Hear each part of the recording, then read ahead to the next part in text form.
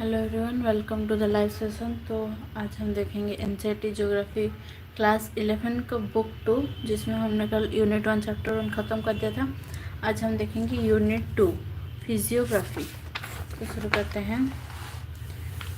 Chapter 2 structure and physiography. Do you know that our earth also has a history? The earth and its landform that we see today have evolved over a very long time. Current estimation shows that the Earth is approximately 460 million years old.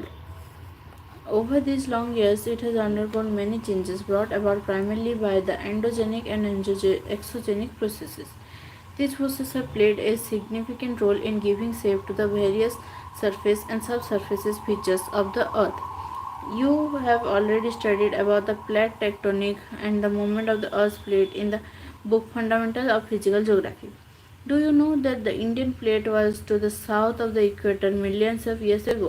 Do you also know that it was much larger in size and the Australian plate was a part of it?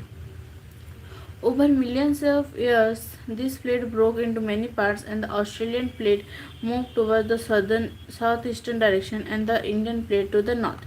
Can you map different places in movement of the Indian plate? This northward movement of the Indian plate is still continuing and it has significant consequences on physical environment of the Indian subcontinent. Can you name some important consequences of the northward movement of the Indian plate? It is primarily through the interplay of these endogenic and exogenic forces and lateral movements of the plates that present geological structure and geomorphologic processes active in the Indian subcontinent came into existence. Based on the variation in its geological structure and formation, India can be divided into three geological divisions.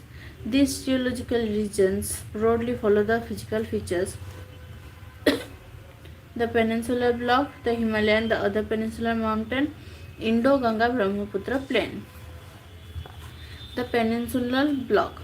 The northern boundary of the peninsular block may be taken as an irregular line running from Kutch along the western flank to the Aravalli range near Delhi, and then roughly parallel to the Yamuna and the Ganga as far as the Rajmahal Hills and the Ganga Delta. Apart from this, the Karbi Anglong and Meghalaya Plateau in the northeast and Rajasthan in the west are also extensions of this block. The northeastern parts are separated by the Malda fault in West Bengal from the Chota Nagpur Plateau. In Rajasthan, the desert and other desert-like features overlay this block.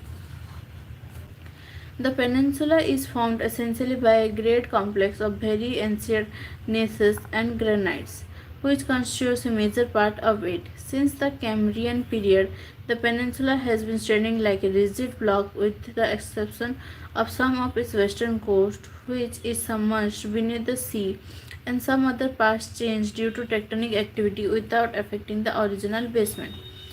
As a part of the Indo-Australian plate, it has been subjected to various vertical movement and block faulting.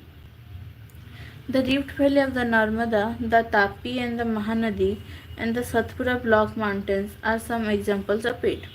The peninsula mostly consists of relict and residual mountains like the Aravalli Hills, the Nallamala Hills, the Javadi Hills, the Velankoda Hills, the Palkonda Range, and the Mahendragiri Hills, etc. The river valleys here are shallow with low gradients. You are aware of the method of calculating the gradient as a part of a study of the geography practical book in Geography Part 1. Can you calculate the gradient of the Himalaya and the Peninsular River and draw the comparisons? Most of the east flowing rivers from deltas before entering into Bay of Bengal. The deltas formed by the Mahanadi, the Krishna, the Kaveri and the Godavari are important examples. The Himalaya and other peninsular mountains. The Himalayas, along with other peninsular mountains, are young, weak, and flexible in their geological structure, unlike the rigid and stable peninsular block. Consequently, they are still subjected to the interplay of exogenic and endogenic forces, resulting in the development of faults, folds, and thrust planes. These mountains are tectonic in origin, dissected by fast-flowing rivers which are in their youthful stage. Various landforms like gorges, V-shaped valleys, rapids, waterfalls, etc. are indicative of this stage. Indo-Ganga-Brahmaputra plain.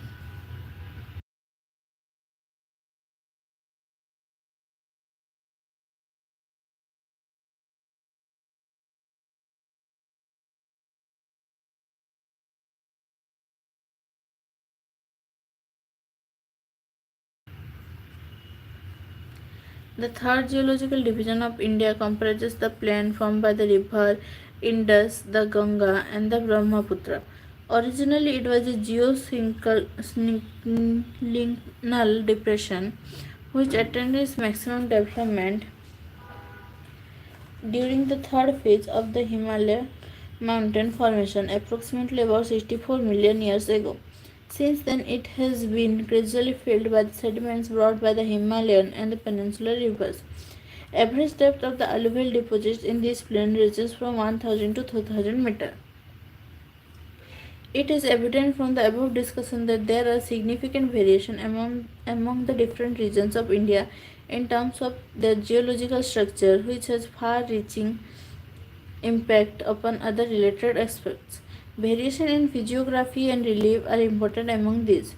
The relief and physiography of India has been greatly influenced by the geological and geomorphological processes active in Indian subcontinent. Physiography. Physiography of an area is the outcome of structure, process, and the stage of development. The land of India is characterized by great diversity in its physical features.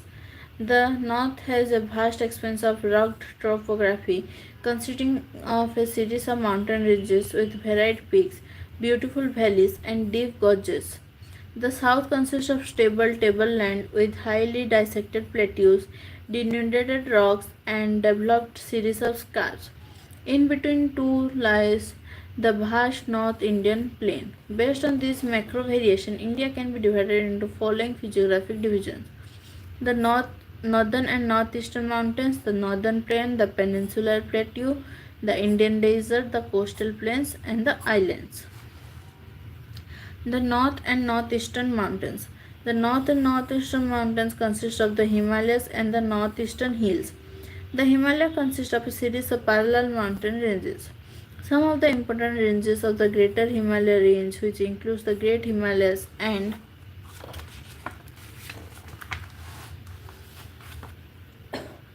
the Sibalik. The general orientation of these ranges is from northwest to southeast direction in the northwestern part of India. Himalayas in the Darjeeling and Sikkim regions lie in the east-west direction, while in Arunachal Pradesh they are from southwest to the northwest direction. In Nagaland, Manipur and Mizoram they are in north-south direction. The approximate length of the Great Himalaya Range, also known as Central Axial Range, is 2500 km from east to west, and their width varies between 160 to 400 km from north to south. It is also evident from the map that the Himalayas stand almost like a strong and long wall between the Indian subcontinent and the Central and East Asian countries. तो ये है India का physical map जो कि आप सबने देखा होगा,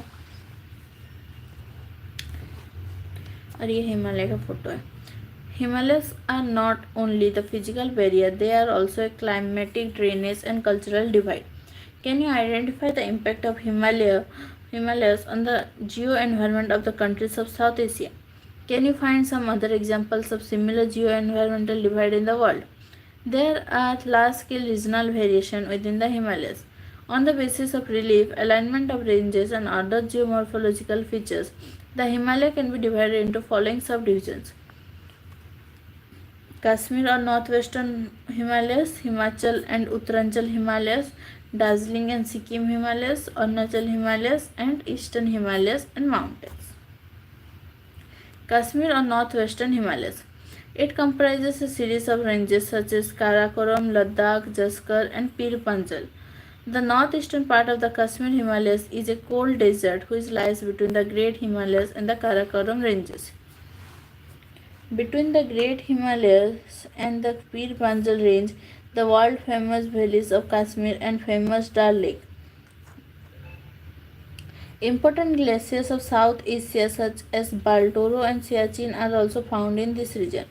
The Kashmir Himalayas are also famous for karwa. Karwa are the thick deposits of glacial clay and other materials embedded with moraines. Karwa formation which are useful for the cultivation of jaffran, a local variety of saffron. Some of the important passes of the region are Jojila on the Great Himalayas, Banihal on the Pir Panjal, Fotula on the Jaskar and Khardungla on the Ladakh range.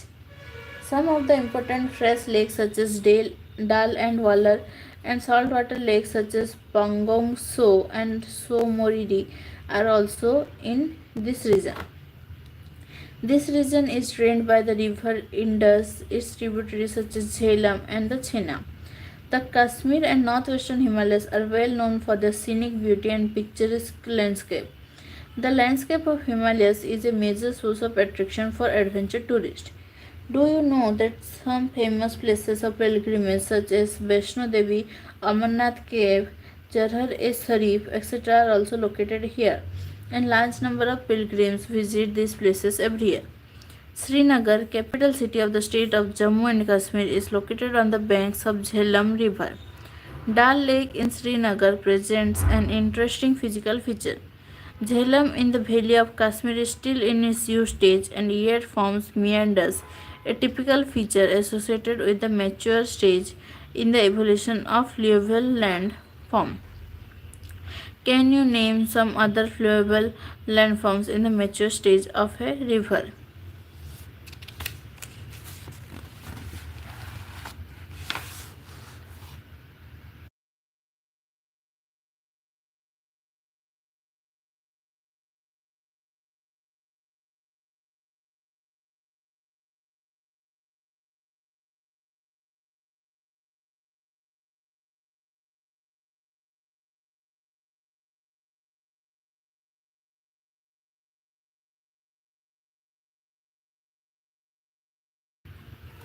तो यह है western Himalaya का photo. An interesting fact: in Kashmir Valley, the meanders in Jhelum rivers are caused by the local waste level provided by the east, while larger lake, of which present Dal Lake is a small part. The southernmost part of this region consists of longitudinal valley known as dunes. Jammu Dune and Pathankot Dune are important examples. The Himachal and Uttarakhand Himalayas. This part lies approximately between the Rabi and in the west and the Kali, a tributary of Ghagra, in the east. It is drained by two major river systems of India, that means the Indus and the Ganga.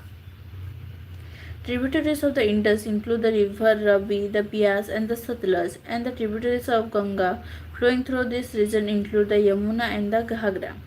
The northernmost part of Himachal Himalayas is an extension of the Ladakh cold desert, which lies in the Spiti subdivision of district Lahul and Spiti. All the three ranges of Himalayas are prominent in this section also. These are the Great Himalayan Range, the Lesser Himalayas, which is locally known as Dhalodhar in Himachal Pradesh and Nagtiva in Uttarakhand, and the Shivalik Range from the north to the south. In this section of Lesser Himalayas, the altitude between 1000 to 2000 meters specially attracted to the British colonial administration, and subsequently some of the important hill stations such as Dharamsala, Mussoorie, Simla, Kausani and the cantonment towns and health resorts such as Simla, Mussoorie, Kasuli, Almora, Lansdowne and Ranikhet etc. were developed in this region. The two distinguishing features of this region from the point of view of geography are the Shivalik and dune formation. Some important dunes located in these regions are Chandigarh Kalka Dune, Nalaghar Dune, Dehradun, Harike Dune, and the Kota Dune, etc. Dehradun is the largest of all the dunes with an approximate length of 35 to 45 km and a width of 22 km. In the Great Himalayan Range, the valleys are mostly inhabited by the Bhutias. These are nomadic groups who migrate to Bugels, the grasslands in the higher reaches, during summer months and return to the valleys during winters. The famous Valley of Flowers is also situated in this region. The places of pilgrimage such as Gangotri, Yamunotri, Kedarnath, Badrinath, and Hemkut Sahib are also situated in this part. The region is also known to have 5 famous Prayags, river confluence, as mentioned in chapter 3 in this book. Can you name some other famous Prayags in other parts of the country? The Sibalik. The word Sibalik has its origin in the geological formation found in and around a place called Sibawala near Dehradun, which was once a headquarters of the Imperial Survey and which subsequently established its permanent headquarters at Dehradun. The Darjeeling and Sikkim Himalayas. They are flanked by Nepal Himalayas in the west and Bhutan Himalayas in the east. It is relatively small but is the most significant part of the Himalayas. Known for its fast flowing rivers such as Tista, it is a region of high mountain peaks like Kanchenjunga, Kanchangiri, and deep valleys. The higher reaches of this region are inhabited by Lepcha tribes, while the southern part, particularly the Darjeeling Himalayas, has a mixed population of Nepalis, Bengalis, and tribals from central India. The British, taking advantage of the physical conditions such as moderate slope, thick soil cover with high organic content, well distributed rainfall throughout the year, and mild winters, introduced tea plantation in this region. As compared to the other section of the Himalayas, these, along with Arunachal Himalayas, are conspicuous by the absence of the Sibalik formation. In place of the Sibaliks, here the Duar formations are important, which have also been used for the development of tea gardens. Sikkim and Darjeeling Himalayas are also known for their scenic beauty and rich flora and fauna, particularly various types of orchids. The Arunachal Himalayas. These extend from the east of the Bhutan Himalayas up to the Dhipu Pass in the east. The general direction of the mountain range is from southwest to northeast. Some of the important mountain peaks of the region are Kangtu and Namcha Barwa.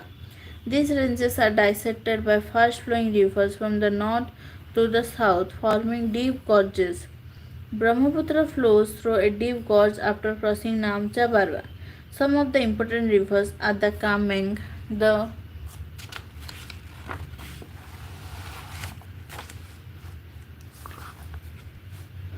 Subansiri, the Dihang, the Dipang, and the Lohit. These are perennial with high rate of fall, thus having the highest hydroelectric power potential in the country. An important aspect of the Arunachal Himalaya is the numerous ethnic tribal community inhabiting in these areas. Some of the prominent ones from west to east are the Monpa, Abor, Mismi, Nisi, and the Nagas. Most of these communities practice Juming. It is also known as shifting or slash and burn cultivation. This region is rich in biodiversity which has been preserved by the indigenous communities. Due to rough topography, the inter-valley transportation linkages are nominal. Hence, most of the interactions are carried through the Duar region along the Arunachal Assam border. इसमें eastern Himalaya का photo दिखाया गया है. The eastern Himalayas, the eastern hills and mountains. These are the part of the Himalayan mountain system having their general alignment from the north to south direction. They are known by different local names. In the north, they are known as Patkai Bum, Naga Hills, the Manipur Hills. In the south, as Mizo or Lusai Hills. These are low hills inhabited by numerous tribal groups practicing jhum cultivation. Most of these ranges are separated from each other by numerous small rivers. The Barak is an important river in Manipur and Mizoram. The physiography of Manipur is unique by the presence of a large lake known as the Loktak Lake at the center, surrounded by mountains from all sides.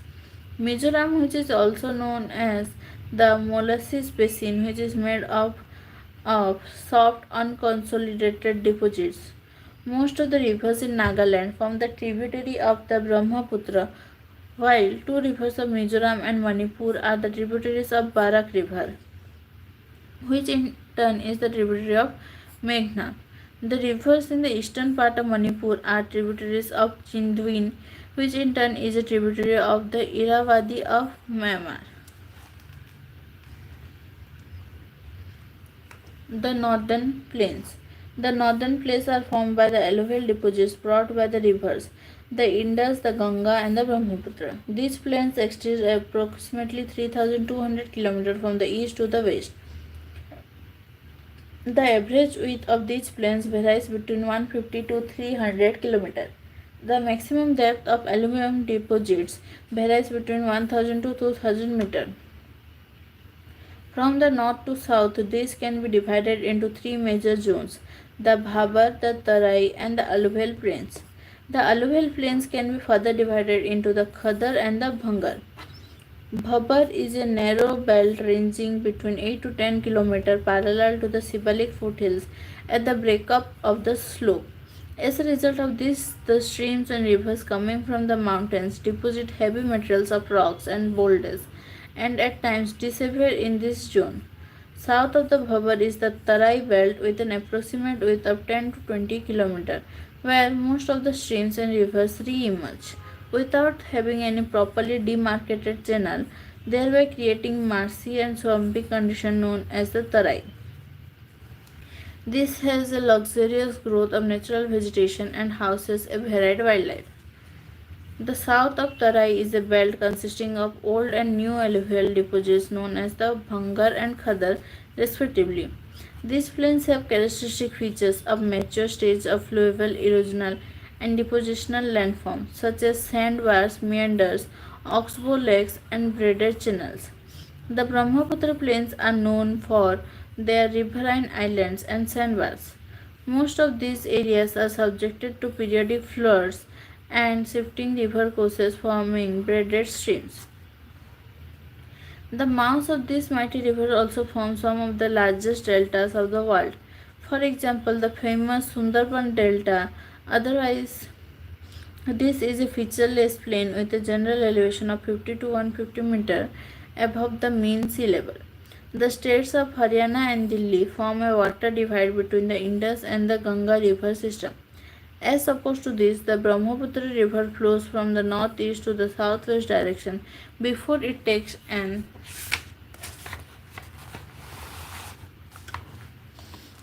almost 90 degrees southward turn at the Dhubri before it enters into Bangladesh. These river valley plains have a fertile alluvial soil cover which supports varieties of crops like wheat, rice, sugarcane, and jute, and hence supports a large population.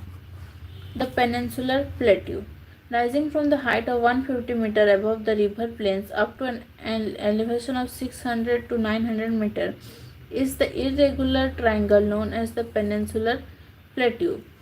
Delhi is in the northwest extension of Aravallis, the Rajmahal Hills in the east, the Gir Range in the west, and the Cardamom Hills in the south constitute the southern outer extents of the peninsular plateau. However, an extension of this is also seen in the northeast in the form of Shillong and Karbi Anglong Plateau. The peninsular plateau is made up of a series of peatland plateaus such as Hazaribagh Plateau, the Palmao Plateau, the Ranchi Plateau, the Malwa Plateau, the Coimbatore Plateau, and the Karnataka Plateau, etc. This is one of the oldest and the most stable landmass of India. The general elevation of the plateau is from the west to east, which is also proved by the pattern of the flow of river. Names of rivers of the peninsular plateau which have their confluence in the Bay of Bengal and the Arabian Sea, and mention some landforms which are typical to the east flowing rivers but are absent in the west flowing rivers. Some of the important physiographic features of these regions are tors, block mountains, rift valleys, spurs, bare rocky structures, series of hummocky hills, and wall-like quasi dikes, offering natural sites for water storage. The western and northwestern part of the plateau has an emphatic presence of black soil. The peninsular plateau has undergone recurrent phases of upliftment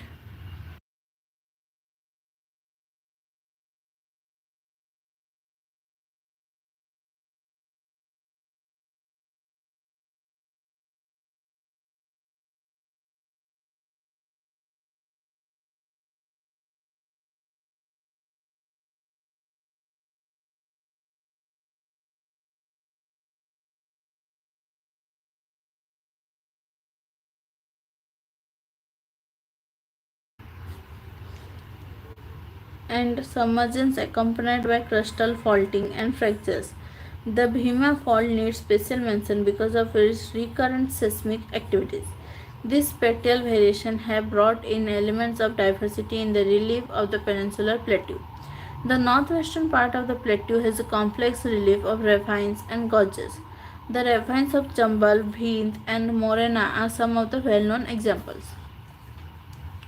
On the basis of prominent relief features, the peninsular plateau can be divided into three broad groups: the Deccan Plateau, the Central Highlands, the Northeastern Plateau.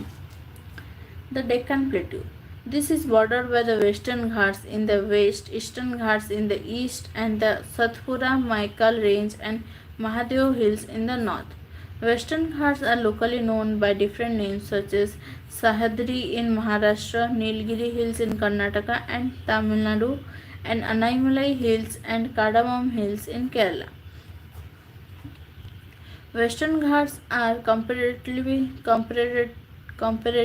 higher in elevation and more continuous than the Eastern Ghats. Their average elevation is about 1500 meters, with the height increasing from north to south. Anaimudi 2695 meters, the highest peak of peninsular plateau, is located on the Anaimali hills of the Western Ghats, followed by Doda Beta 2637 meters on the Nilgiri hills. Most of the peninsular rivers have their origin in the Western Ghats. Eastern Ghats, comprising the discontinuous and low hills, are highly eroded by the rivers such as the Mahanadi, the Godavari, the Krishna, the Kaveri, etc. Some of the important ranges include the Javadi Hills, the Palkonda Range, the Nallamala Hills, the Mahendragiri Hills, etc. The eastern and western Ghats meet each other at the Nilgiri Hills. The Central Highlands. They are bounded to the west by the Aravalli Range. The Satpura Range is formed by a series of scarped plateaus on the south, generally at an elevation varying between 600 to 900 meters above the mean sea level. This forms the northernmost boundary of the Deccan Plateau. It is a classic example of the relict mountains, which are highly denominated and form discontinuous ranges. The extension of the peninsular plateau can be seen as far as Jaisalmer in the west, where it has been covered by the longitudinal sand ridges and crescent-shaped sand dunes called bachans. This region has undergone metamorphic processes in its geological history, which can be corroborated by the presence of metamorphic rocks such as marble, slate, gneiss, etc. The general elevation of the Central Highlands ranges between 700 to 1000 meters above the mean sea level and is sloped towards the north and northeastern direction. Most of the tributaries of the river Yamuna have their origin in the Vindhyan and Kaimur ranges. Banas is the only significant tributary of the river Chambal that originates from the Aravalli in the west.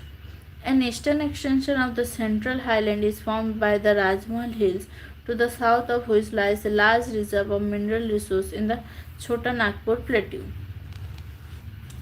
The Northeastern Plateau. In fact, it is an extension of the main peninsular plateau. It is believed that due to force exerted by the northeastward movement of the Indian plate at the time of the Himalayan origin, a huge fault was created between the Rajmahal Hills and the Meghalaya Plateau. Later, this depression got filled up by the deposition activity of the numerous rivers. Today, the Meghalaya and Karbi Anglong Plateau stand detached from the main peninsular block.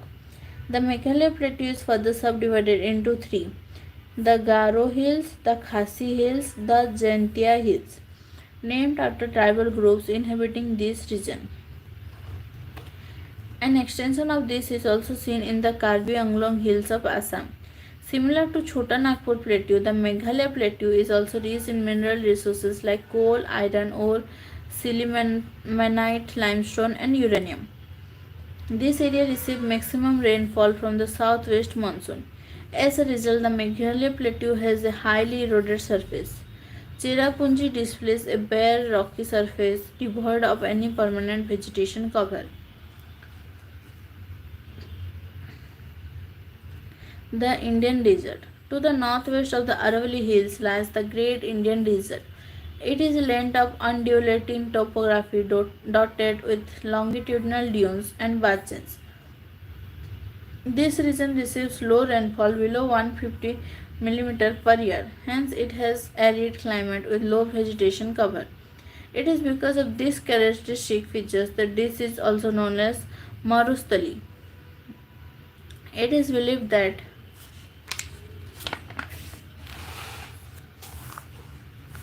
during the Mesozoic era, this region was under the sea. This can be corroborated by the evidence available at Wood Fossil Park at Akal and marine deposits around Brahmasar near Jaisalmer. The approximate age of the wood fossil is estimated to be 180 million years. Though the underlying rock structure of the desert is an extension of the peninsular plateau, yet due to extreme arid conditions, its surface features have been carved by physical weathering and wind actions. Some of the well-pronounced desert land features present here are mushroom rocks, shifting dunes, and oases, mostly in its southern part. On the basis of the orientation, the desert can be divided into two parts. The northern part is sloping towards Sindh and the southern towards the Rann of Kutch. Most of the rivers in these regions are epithermal. The Luni River, flowing in the southern part of the desert, is of some significance. Low precipitation and high evaporation makes it a water-deficient region. There are some streams which disappear after flowing for some distances and present a typical case of inland drainage by joining a lake or playa. The lakes and playas have brackish water, which is the main source of obtaining salt. The coastal plains. You have already read that India has a long coastline. On the basis of the location and active geomorphological processes, it can be broadly divided into two: the western coastal plains and the eastern coastal plains. The western coastal plains are an example of submerged coastal plain. It is believed that the city of Dwarka, which was once a part of the Indian mainland, situated along the west coast, is submerged under the water. Because of the submergence, it is a narrow belt and provides natural conditions for the development of ports and harbors.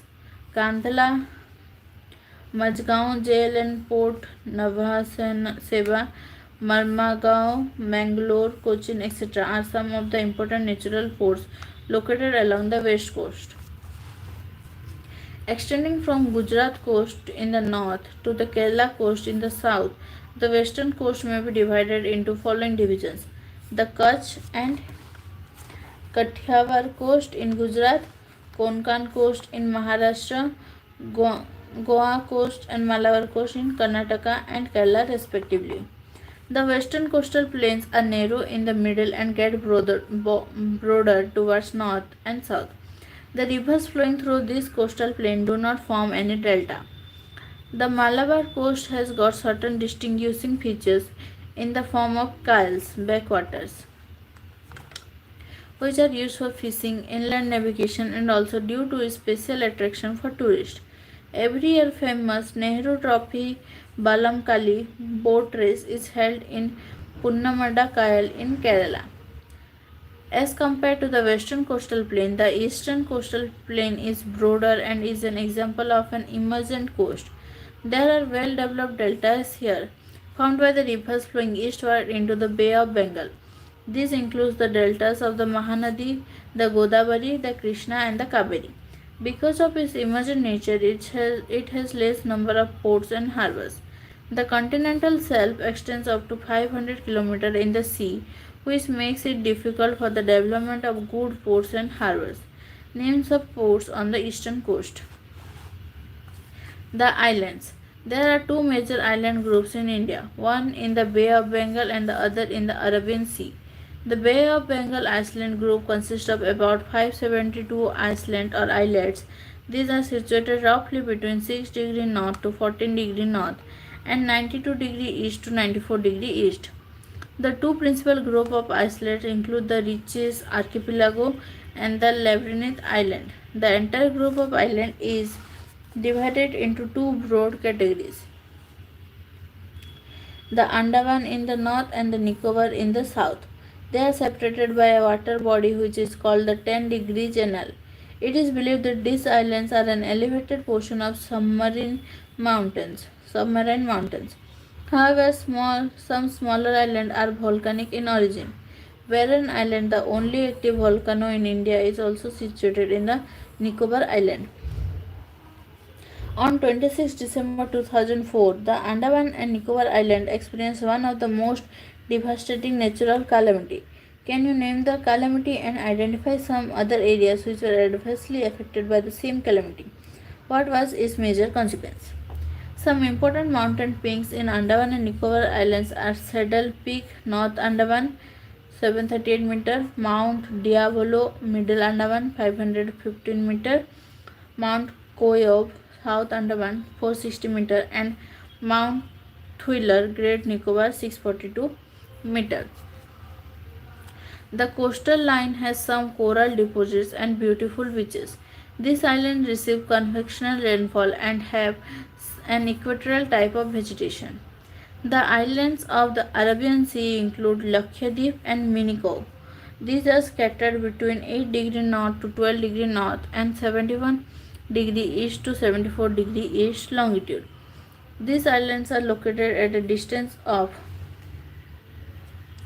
280 km to 480 km off the Kerala coast.